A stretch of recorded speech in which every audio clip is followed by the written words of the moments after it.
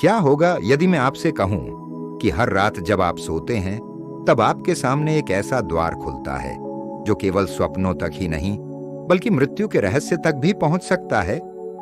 क्या यह संभव है कि साधारण सी दिखने वाली आपकी हर सांस आपको उस सत्य का अनुभव करा दे जिसे ऋषि मुनियों ने हजारों वर्षों तक गुप्त रखा? आज हम एक ऐसी प्राचीन ध्यान विधि को समझेंगे जिसके बारे में कहा गया है कि इसका अभ्यास करने वाला साधक स्वप्नों का साक्षी बन जाता है और धीरे धीरे मृत्यु के भय से भी मुक्त हो जाता है। कल्पना करो, रात गहरी हो चुकी है, चारों ओर सन्नाटा है। तुम अपने बिस्तर पर लेटे हो, आंखें धीरे धीरे बंद हो रही हैं, नींद तुम्हें अपने आगोश में लेने को तैयार है। लेकिन क्या तुमने कभी सोचा है कि जागरण और नींद के बीच का यह छोटा सा क्षण कितना रहस्यमय है? यही वह द्वार है जिसके बारे में प्राचीन योगियों और तांत्रिक ऋषियों ने कहा कि यदि कोई साधक इस क्षण को पहचान ले तो वह केवल स्वप्नों का ही नहीं बल्कि मृत्यु के रहस्य का भी साक्षी बन सकता है। सामान्यतः हम श्वास को केवल हवा समझते हैं, लेकिन योग कहता है कि श्वास केवल हवा नहीं है, उसके भीतर एक और सूक्ष्म शक्ति प्रवाहित होती है, प्राण। हवा दिखाई देती है, प्राण नहीं। हवा शरीर को स्पर्श करती है, प्राण चेतना को। जब तुम श्वास भीतर लेते हो तो केवल ऑक्सीजन ही नहीं आती, उसके साथ जीवन की एक सूक्ष्म धारा भी भीतर उतरती है। यही धारा पूरे शरीर में चेतना का संचार करती है। लेकिन इस प्राण को अनुभव कैसे किया जाए? योगियों का कहना है कि सबसे सरल उपाय है अपना ध्यान दोनों भौहों के बीच, आज्ञा चक्र या तीसरे नेत्र पर स्थिर करना। जब ध्यान वहां स्थिर होता है तो धीरे धीरे साधक श्वास के भीतर छिपी हुई उस सूक्ष्म ऊर्जा को अनुभव करने लगता है। शुरुआत में केवल श्वास का आना जाना दिखाई देता है, फिर लगता है कि श्वास के भीतर कोई और प्रवाह है, एक मौन स्पंदन, एक अदृश्य ऊर्जा जो हर सांस के साथ भीतर उतर रही है। धीरे धीरे यह अनुभव स्पष्ट होता जाता है कि यह ऊर्जा हृदय तक पहुंचती है और वहीं से पूरे शरीर में फैल जाती है।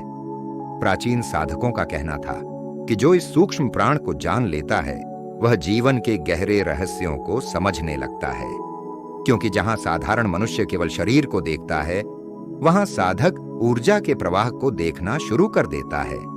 इसीलिए अनेक सिद्ध पुरुष अपनी मृत्यु का समय पहले से जान लेते थे। उनका विश्वास था कि जीवन के अंतिम महीनों में प्राण का प्रवाह बदलने लगता है। जहां पहले जीवन ऊर्जा भीतर उतरती थी, वहीं अब वह बाहर की ओर लौटने लगती है। यह अनुभव केवल बौद्धिक ज्ञान से नहीं आता, यह केवल ध्यान की गहराई में उतरने पर संभव होता है। लेकिन इस सूत्र का सबसे महत्वपूर्ण भाग मृत्यु नहीं बल्कि नींद है। हर रात जब तुम सोते हो तब चेतना धीरे धीरे बाहर की दुनिया से हटकर भीतर की यात्रा शुरू करती है।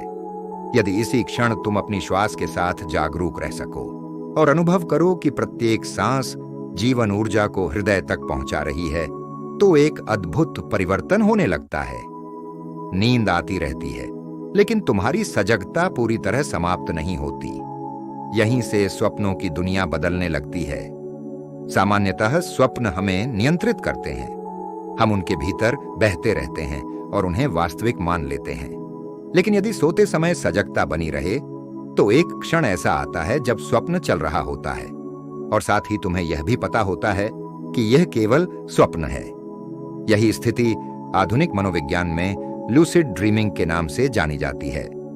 जब यह जागरूकता गहरी होती जाती है तब स्वप्नों की पकड़ ढीली पड़ने लगती है। धीरे धीरे मन शांत होने लगता है और स्वप्न कम होते जाते हैं। फिर एक ऐसी नींद आती है जिसमें कोई स्वप्न नहीं होता, केवल गहरा मौन। भारतीय दर्शन इसे साधारण नींद नहीं मानता।